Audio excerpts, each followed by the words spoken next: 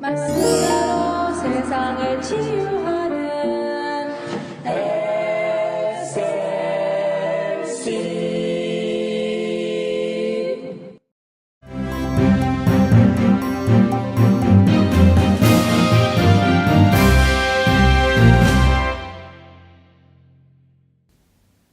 할렐루야, 여러분 안녕하십니까?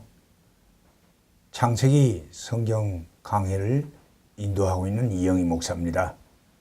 오늘은 제27강으로서 창세기 11장 1절에서 9절의 말씀을 본문으로 해서 바벨 운동에 대해서 말씀을 공부하고자 합니다.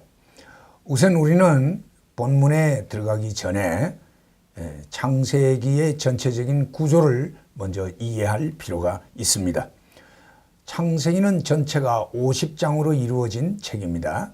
그런데 그 전체는 크게 나누어서 두 구분으로 나눌 수가 있습니다. 첫 부분은 1장에서 11장까지이요. 두 번째 부분은 12장에서 마지막 50장까지입니다. 근데 첫 부분은 전 인류의 역사에 대해서 기록을 하고 있습니다.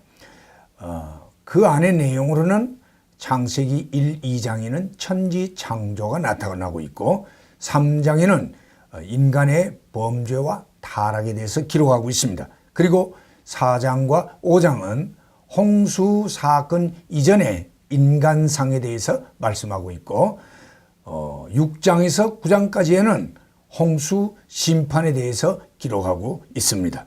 그리고 10장에서부터 11장까지에는 홍수 사건 이후 인류에 대해서 기록을 하고 있습니다. 그리고 말씀드린 것처럼 두 번째 부분은 이제 12장에서부터 마지막 50장까지는 족장들의 역사를 다루고 있습니다. 아브라함의 역사, 이삭의 역사, 야곱의 역사 이렇게 나누어질 수가 있지요.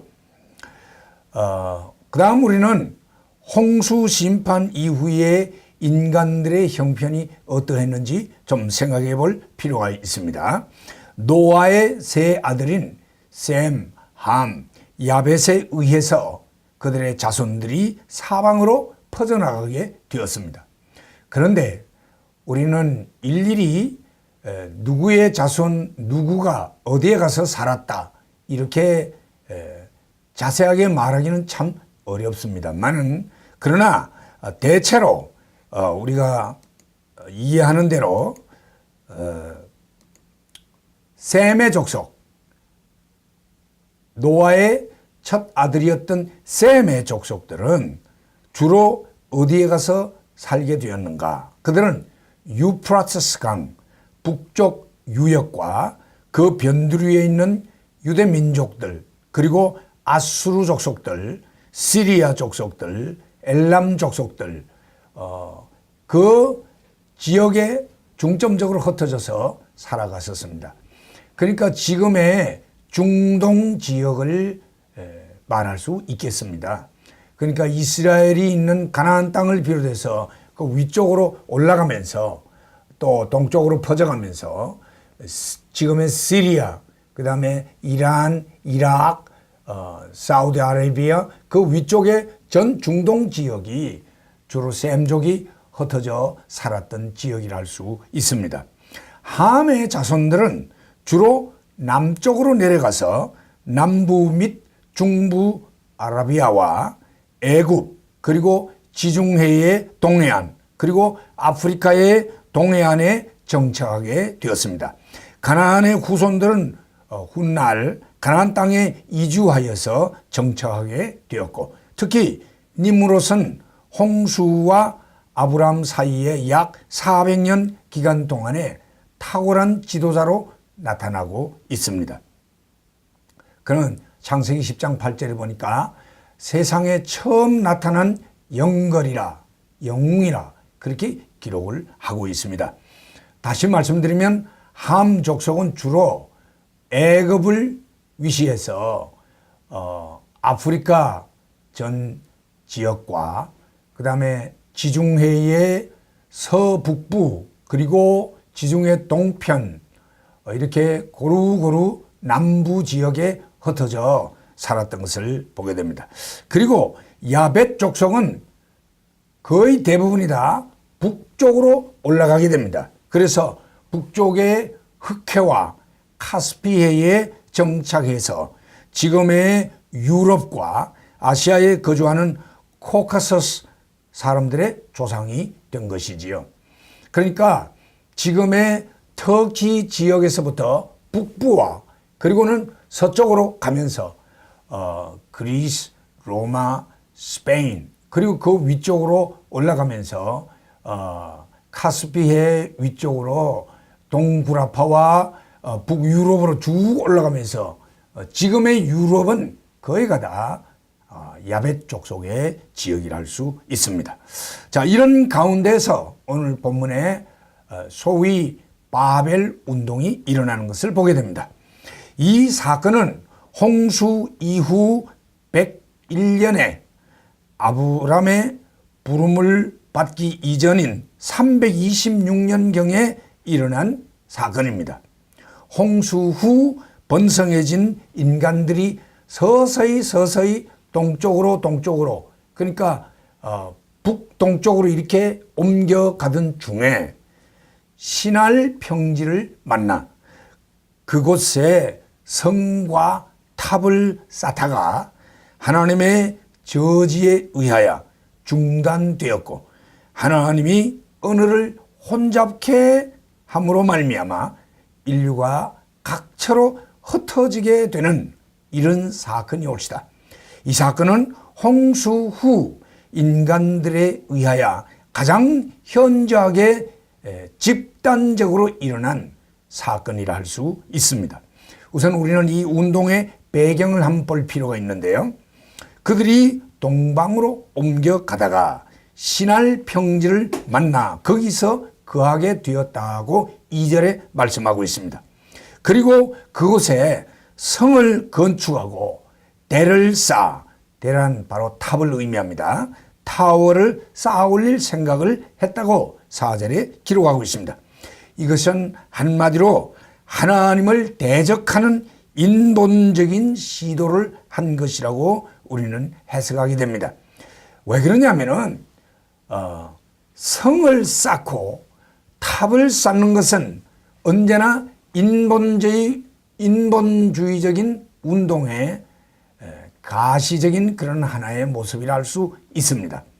창세기 4장 16절에서 17절 말씀해 보니 가인이 여호와 앞을 떠나 나가 에덴 동편 놋 땅에 거하더니 아내와 동침하니 그가 잉태하여 에녹을 낳은지라 가인이 성을 쌓고 그 아들의 이름으로 성을 이름하여 에녹이라 하였더라.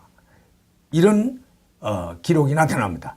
가인은 하나님의 저주를 받았고 하나님의 존전에서 떠나갔으며 하나님을 대적하는 그런 모습으로 마침내 성을 쌓았다. 가인은 최초의 축성자로 나타나고 있습니다. 가인이 하나님을 떠나나가 결국은 성을 쌓음으로 말미암아 그 성 중심으로 사람을 모으고 그 성 중심으로 사람들의 어떤 힘을 집산하고 사람들의 생활 여건들을 전부 집중시켜서 인간 문명과 인간의 힘을 모아 과시하는 이런 어떤 의미를 가지게 된 것입니다. 또 창세기 10장 12절에 보니 세상에 처음 영거리로 나타나는 니므롯이 니누의 성을 쌓았다고 했고 르호보딜 성도 쌓았으며 갈라 성도 쌓았고 레센 성을 건축한 것으로 기록이 되어 있습니다. 그러니까 니므롯은 대단한 리더십을 가진 그런 영웅으로 나타나고 있습니다. 축성은 곧 인간의 힘을 모으고 인간 능력을 극대화하는 그런 가시적인 업적이라 할 수 있습니다. 그리고 오늘 본문에 보니 온 땅에 구음이 하나이요 언어가 하나이었다. 구음, 랭귀지가 하나요, 언어, 스피치가 하나였다고 했습니다. 이것이 뭘 의미하느냐? 그것은 소통이 극대화된 것을 의미합니다. 그러니까 랭귀지가 하나요, 스피치가 하나 되다 보니까 이 서로 간의 커뮤니케이션이 막힘없이 잘 이루어진다는 것입니다. 통역이 필요 없습니다. 거기에는 막히는 것이 없습니다. 누구든지 서로가 통할 수 있는 그런 커뮤니케이션이 아주 원활하게 이루어지는 것입니다. 커뮤니케이션은 언제나 힘이 되는 것이지요. 인간에게 소통 능력은 연합을 가져오게 되고 이 연합은 곧 힘이 되는 것입니다. 그러므로 그들은 하나님을 대적할 만한 힘을 가졌다고 그렇게 판단을 한 것 같습니다. 이것은 6절에서 하나님이 하신 말씀에서 재확인되고 있습니다. 여호와께서 가라사대 이 무리가 한 족속이요 언어도 하나이므로 이같이 시작하였으니 이후로는 그 경영한 일을 금지할 수 없으리로다. 이들이 바벨탑을 쌓는 이런 시도를 하게 된 가장 직접적인 그 이유가 뭐냐, 동기가 뭐냐, 그건 언어가 하나이요 그로 말미암아 하나가 되었기 때문에, 연합이 되었기 때문에 이런 운동을 시작할 수 있었다는 것입니다. 그리고 7절에서 하나님은 자, 우리가 내려가서 거기서 그들의 언어를 혼잡케 하여 그들로 서로 알아듣지 못하게 하자 하시고, 여호와께서 거기서 그들을 온 지면에 흩으신 고로 그들이 성 쌓기를 거쳤더라. 그렇게 말씀했습니다. 결국 언어가 하나 되었다는 것은 소통이 원활했다는 것이요, 소통을 통하여 인간들이 서로 하나로 연합할 수 있게 되었고 그것은 곧 힘으로 나타났다는 것입니다. 이것은 바로 인본주의의 극치를 드러내는 것이었다. 자, 그러면 이 바벨 운동의 목적이 무엇인가? 왜, 뭐 때문에 이런 바벨탑을 쌓게 되었느냐 하는 것입니다. 4절 말씀에 보니까 또 말하되 자, 성과 대를 쌓아 대 꼭대기를 하늘에 닿게 하여 우리 이름을 내고 온 지면에 흩어짐을 면하자 하였더니 라고 기록되어 있습니다.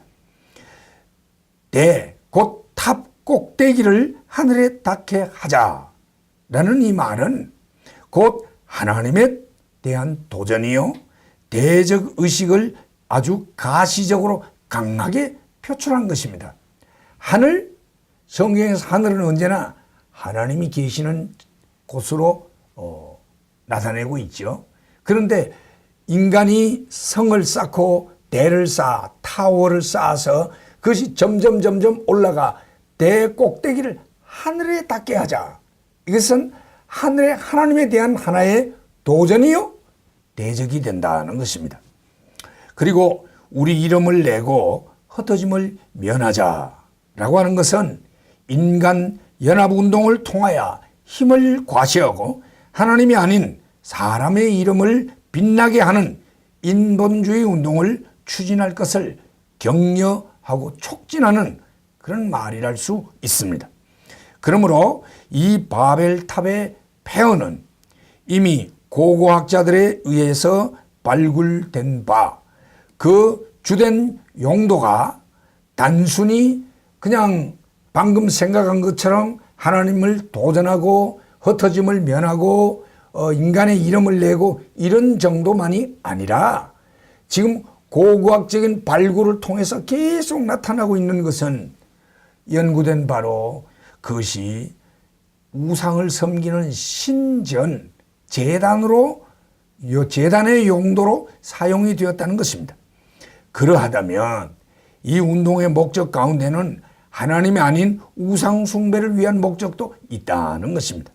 결국 바벨 운동의 목적은 인간 연합을 통하여 하나된 힘을 모아 하나님을 대적하고 도전하자는 인본주의 운동이요, 하나님 대신 우상을 섬기려는 배교적인 그런 운동이라 할 수 있습니다. 자, 그러면 이 운동의 결과가 어떻게 되었습니까? 본문에 보니 하나님께로부터 이 운동이 악한 것으로 정죄가 되었고, 두 번째로는 하나님이 언어를 혼잡케 만들어버렸고, 세 번째로는 바벨 운동이 그만 중단되고 말았고, 마지막으로는 인간들이 언어가 흩어짐으로 말미암아 저들이 각자 사용하는 언어를 따라 전부 흩어져서 뿔뿔이 흩어진 것을 말씀하고 있습니다.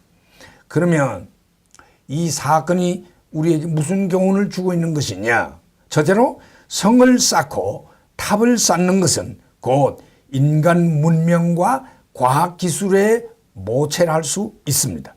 인간들은 그때만 바벨탑을 쌓는 게 아니라 지금도 거대한 문명과 과학기술의 바벨탑을 쌓아가고 있다는 것입니다. 그것을 가능하게 만드는 힘은 바로 소통의 힘, 커뮤니케이션의 힘이 옳시다. 이 힘이 인간들을 하나로 연합을 시키고 연결시키는 이런 능력을 가지고 있습니다. 세계는 지금 소통의 시대에 돌입을 했습니다. 그래서 온 세계는 미디어를 통해서, 인터넷을 통해서 하나로 연합을 지향해 가고 있습니다. 이러한 인본주의적인 운동은 결국 하나님을 대적하고 도전하는 운동으로 나아가게 되고 우상 숭배 운동으로 귀결되고 마는 것입니다. 하나님 신앙이 없는 인간의 문명과 과학기술은 결국은 하나님 없는 그런 멸망을 초래할 뿐인 것입니다. 여러분, 과학기술은 귀중한 것입니다. 문명은 아름다운 것입니다. 그러나 우리가 분명히 알아야 되는 것은 하나님이 없는 문명과 하나님이 없는 과학기술은 결국은 인간을 망치는 그런 요소가 될 수 있다는 것입니다. 하나님은 분명하게 이것이 죄악임을 규정하셨습니다. 그래서 그것을 중단시켰고 결국은 그 일이 성취되지 못하도록 하나님께서 막으신 것이옵니다. 여러분, 오늘날의 이 인류가 과거에 바벨탑을 쌓았던 인간들의 그 모습을 답습해서 지금도 바벨탑을 쌓아가고 있다는 것입니다. 과거의 바벨탑의 중요한 동기가 언어가 하나가 됨으로 말미암아 소통의 힘을 가졌듯이, 그래서 인본주의적인 연합운동을 가능케 했듯이 오늘날도 많은 매스미디어를 통해서 정말 과학기술의 결정체인 이 인터넷과 이 사이버 월드를 통해서 인간들이 하나로 정보가 모아지고 모든 인포메이션이 모아져서 결국은 사람이 연합되어서 거대한 인본주의적인 그런 탑을 쌓아가고 있다는 것입니다. 이것이 하나님을 경배하고 하나님을 두려워하며 하나님께 영광 돌리는 그런 열매를 맺었으면 참 좋겠건만, 그것이 아니라 인간을 유익해 하고 인간의 이름을 내고 인간을 참 위대하게 만들어 하나님께 도전하는, 그래서 하나님 아닌 인간의 우상, 기계 문명의 우상, 다른 우상을 섬기게 함으로 말미암아 하나님을 진노케 하는 이런 자리에 나가고 있다는 것입니다. 이것은 언젠가 하나님께 참 과거에도 그러했듯이 정죄를 당하고 하나님에 의해서 멸망을 당할 수밖에 없는 그런 자리에 나아간다는 것입니다. 여기에 이 운동을 바벨이라고 불렀습니다. 바벨이란 말은 혼잡이라는 뜻입니다. 하나님이 혼잡케 해서 흩어져 버렸다는 것이지요. 그렇습니다. 이 바벨에서 바벨론이 나오게 됩니다. 요한계시록 17장에 보면 음녀의 심판이 나타나고 18장에 보면 바벨론의 멸망이 나타납니다. 결국 요한계시록 17장의 음녀와 18장의 바벨론은 동일한 실체입니다. 똑같은 것을 다르게 말씀하고 있을 뿐입니다. 결국은 마지막에 가면 바벨론이 멸망합니다. 음녀가 심판받고 바빌론이 심판받아 멸망하는 걸 보게 됩니다. 그것은 인간 문명이 세운 찬란한 그 문명과 그 찬란한 답이 와르르 무너지는 그런 사건을 보여주는 것입니다. 하나님께서 부디 우리로 하여금 이 교훈을 본받아 참 교훈을 삼고 우리 자신이 이 시대를 잘 살펴 알며 믿음 가운데 경각할 수 있기를 주의 이름으로 축원합니다. 할렐루야.